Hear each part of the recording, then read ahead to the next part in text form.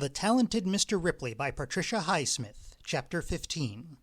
He visited the Capitoline and the Villa Borghese, explored the Forum thoroughly, and took 6 Italian lessons from an old man in his neighborhood who had a tutoring sign in his window and to whom Tom gave a false name. After the 6th lesson, Tom thought that his Italian was on a par with Dickie's. He remembered verbatim several sentences that Dickie had said at one time or another which he now knew were incorrect. For example, "Opporre che non sei arrivata, Giorgio," one evening in Giorgio's, when they had been waiting for Marge and she had been late. It should have been "sia arrivata" in the subjunctive after an expression of fearing. Dickie had never used the subjunctive as often as it should be used in Italian. Tom studiously kept himself from learning the proper uses of subjunctive. Tom bought dark red velvet for the drapes in his living room because the drapes that had come with the apartment offended him. When he had asked Signora Buffy, the wife of the house superintendent, if she knew of a seamstress who could make them up, Signora Buffy had offered to make them herself. Her price was 2,000 lire, hardly more than $3. Tom forced her to take 5,000. He bought several minor items to embellish his apartment, though he never asked anyone up, with the exception of one attractive but not very bright young man, an American, whom he had met in the Cafe Greco when the young man had asked him how to get to the Hotel Excelsior from there.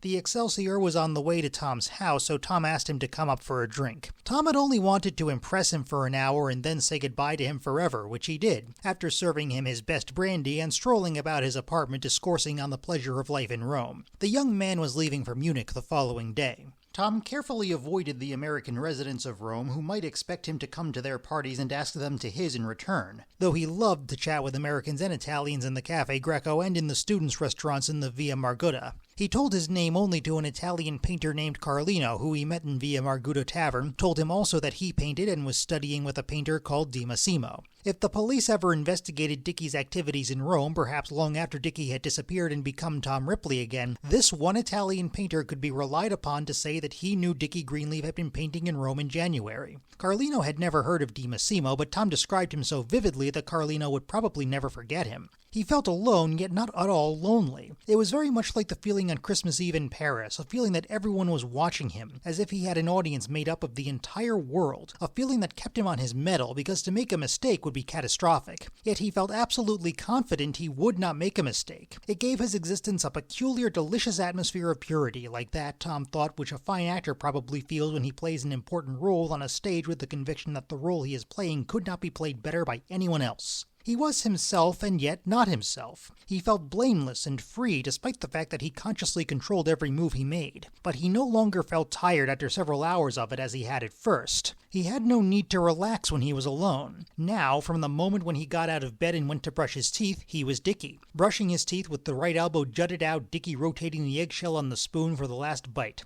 Dickie invariably putting back the first tie he pulled off the rack and selecting a second. He had even produced a painting in Dickie's manner. By the end of January, Tom thought that Fausto must have come and gone through Rome, though Marge's last letters had not mentioned him. Marge wrote care of the American Express about once a week. She asked if he needed any socks or a muffler because she had plenty of time to knit besides working on her book. She always put in a funny anecdote about somebody they knew in the village just so Dickie wouldn't think she was eating her heart out for him, though obviously she was, and obviously she wasn't going to leave for the States in February without making another desperate cry for him in person, Tom thought. Hence the investments of the long letters and the knitted socks and muffler which Tom knew were coming, even though he hadn't replied to her letters. Her letters repelled him. He disliked even touching them, and after he glanced through them, he tore them up and dropped them into the garbage. He wrote finally, "I'm giving up the idea of an apartment in Rome for the time being. Di Massimo is going to Sicily for several months, and I may go with him and go on somewhere from there. My plans are vague, but they have the virtue of freedom, and they suit my present mood.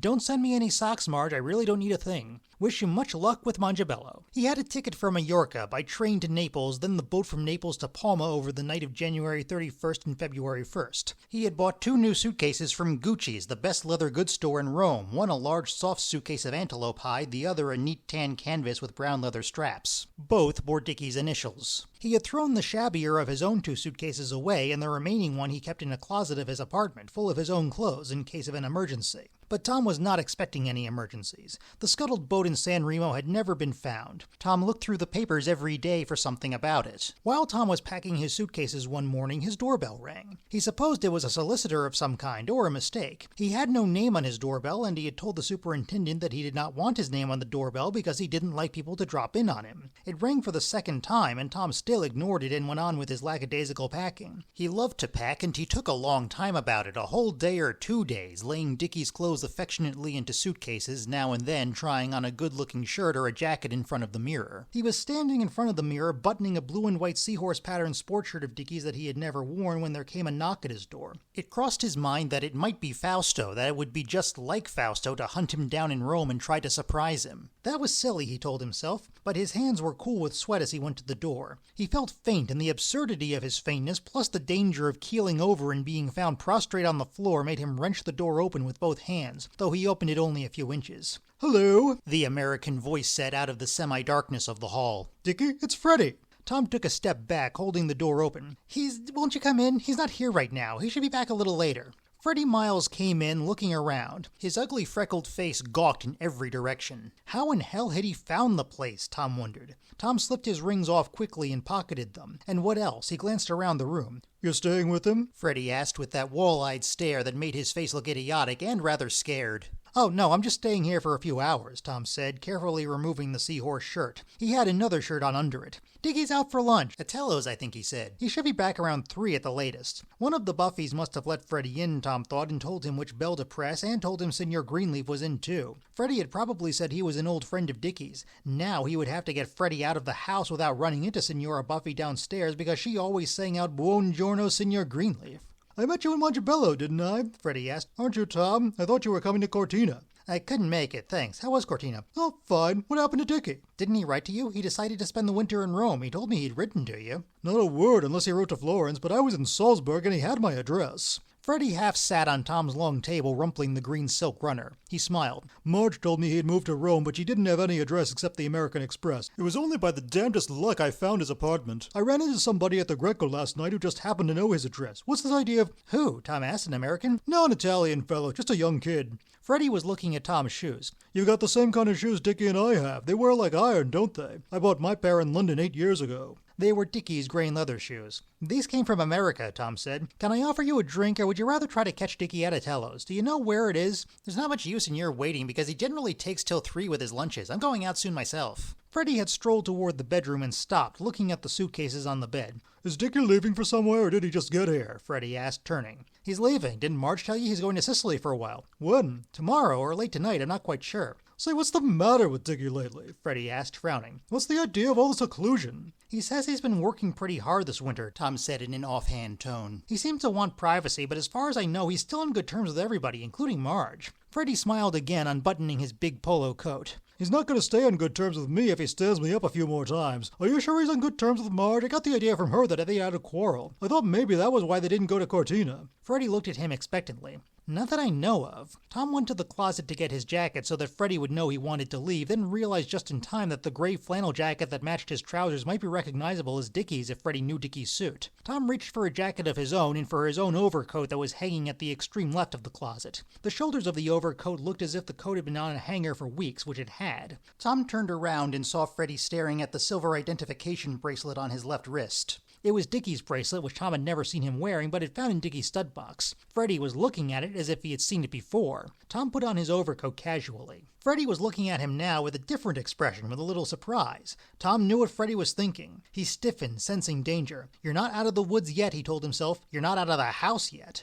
"Ready to go?" Tom asked. "You do live here, don't you?" "No," Tom protested, smiling. The ugly, freckle-blotched face stared at him from under the garish thatch of red hair. If they could only get out without running into Senora Buffy downstairs, Tom thought. "Let's go." "Dickie's loaded you up with all his jewelry, I see." Tom couldn't think of a single thing to say, a single joke to make. "Oh, it's a loan," Tom said in his deepest voice. "Dickie got tired of wearing it, so he told me to wear it for a while." He meant the identification bracelet, but there was also the silver clip on his tie, he realized, with the G on it. Tom had bought the tie clip himself. He could feel the belligerence growing in Freddie Miles as surely as if his huge body were generating a heat that he could feel across the room. Freddie was the kind of ox who might beat up somebody he thought was a pansy, especially if the conditions were as propitious as these. Tom was afraid of his eyes. "Yes, I'm ready to go," Freddie said grimly, getting up. He walked to the door and turned with a swing of his broad shoulders. "That's the Otello not far from the Inglaterra?" "Yes," Tom said. "He's supposed to be there by 1 o'clock. Freddie nodded. "Nice to see you again," he said unpleasantly, and closed the door.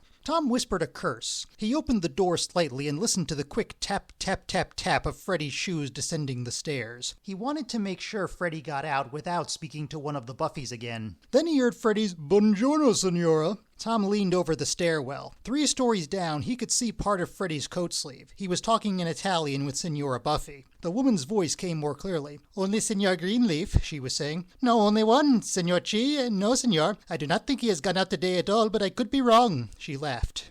Tom twisted the stair rail in his hands as if it were Freddie's neck. Then Tom heard Freddie's footsteps running up the stairs. Tom stepped back into the apartment and closed the door. He could go on insisting that he didn't live here, that Dickie was at Otello's, or that he didn't know where Dickie was, but Freddie wouldn't stop now until he had found Dickie. Or Freddie would drag him downstairs and ask Signora Buffy who he was. Freddie knocked on the door. The knob turned. It was locked. Tom picked up a heavy glass ashtray. He couldn't get his hand across it, and he had to hold it by the edge. He tried to think just for 2 seconds more. Wasn't there another way out? What would he do with the body? He couldn't think. This was the only way out. He opened the door with his left hand. His right hand with the ashtray was drawn back and down. Freddie came into the room. "Listen, would you mind telling—" The curved edge of the ashtray hit the middle of his forehead. Freddie looked dazed. Then his knees bent and he went down like a bull hit between the eyes with a hammer. Tom kicked the door shut. He slammed the edge of the ashtray into the back of Freddie's neck. He hit the neck again and again, terrified that Freddie might be only pretending and one of his huge arms might suddenly circle his legs and pull him down. Tom struck his head a glancing blow and blood came. Tom cursed himself. He ran and got a towel from the bathroom and put it under Freddie's head. Then he felt Freddie's wrist for a pulse. There was one, faint, and it seemed to flutter away as he touched it as if the pressure of his own fingers stilled it. In the next second it was gone. Tom listened for any sound behind the door. He imagined Signora Buffy standing beside the door with the hesitant smile she always had when she felt she was interrupting. But there wasn't any sound. There hadn't been any loud sound, he thought, either from the ashtray or when Freddie fell. Tom looked down at Freddie's mountainous form on the floor and felt a sudden disgust and a sense of helplessness. It was only 12:40, hours until dark. He wondered if Freddie had people waiting for him anywhere, maybe in a car downstairs. He searched Freddie's pockets, a wallet, the American passport in the inside breast pocket of the overcoat, mixed Italian and some other kind of coins, a key case. There were 2 car keys on a ring that said Fiat. He searched the wallet for a license. There it was with all the particulars. Fiat 1400 Nero convertible 1955.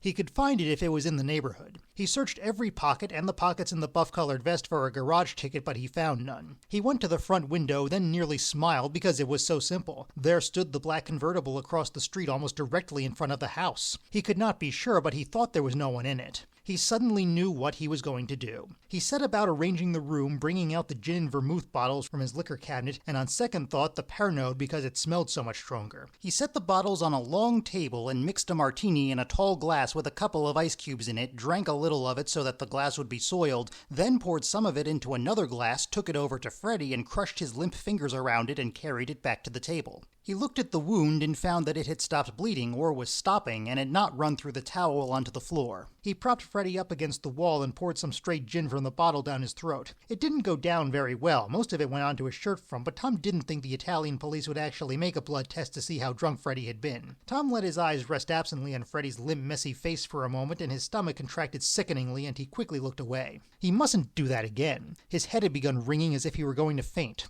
That'd be a fine thing, Tom thought as he wobbled across the room toward the window to faint now. He frowned at the black car down below and breathed the fresh air in deeply. He wasn't going to faint, he told himself. He knew exactly what he was going to do. At the last minute, the Pernod for both of them. 2 other glasses with their fingerprints in Pernod, and the ashtrays must be full. Freddie smoked Chesterfields, then the Appian Way, one of those dark places behind the tombs. There weren't any streetlights for long stretches on the Appian Way. Freddie's wallet would be missing. Objective robbery. He had hours of time, but he didn't stop until the room was ready, the dozen lighted Chesterfields and the dozen or so Lucky Strikes burned down and stabbed out in the ashtrays, and a glass of Pernod broken and only half cleaned up from the bathroom tiles. And the curious thing was that as he set his scene so carefully, he pictured having hours more time to clean it up, say between 9 this evening when the body might be found at midnight when the police just might decide he was worth questioning, because somebody just might have known that Freddie Miles was going to call on Dickie Greenleaf today. And he knew that he would have it all cleaned up by 8 o'clock probably, because according to the story he was going to tell, Freddie would have left his house by 7, as indeed Freddie was going to leave his house by 7, and Dickie Greenleaf was a fairly tidy young man, even with a few drinks in him. But the point of the messy house was that the messiness substantiated merely for his own benefit the story that he was going to tell, and that therefore he had to believe himself. And he would still leave for Naples and Palma at 10:30 tomorrow morning unless for some reason the police detained him. If he saw in the newspaper tomorrow morning that the body had been found and the police did not try to contact him, it was only decent that he should volunteer to tell them that Freddie Miles had been at his house until late afternoon, Tom thought. But it suddenly occurred to him that a doctor might be able to tell that Freddie had been dead since noon, and he couldn't get Freddie out now, not in broad daylight. No, his only hope was that the body wouldn't be found for so many hours that a doctor couldn't tell exactly how long he had been dead, and he must try to get out of the house without anybody seeing him, whether he could carry Freddie down with a fair amount of ease like a passed-out drunk or not, so that if he had to make any statement he could say that Freddie left the house around 4 or 5 in the afternoon. He dreaded the 5 or 6 hour wait until nightfall so much that for a few moments he thought he couldn't wait. That mountain on the floor. And he hadn't wanted to kill him at all. It had been so unnecessary. Freddie and his stinking, filthy suspicions.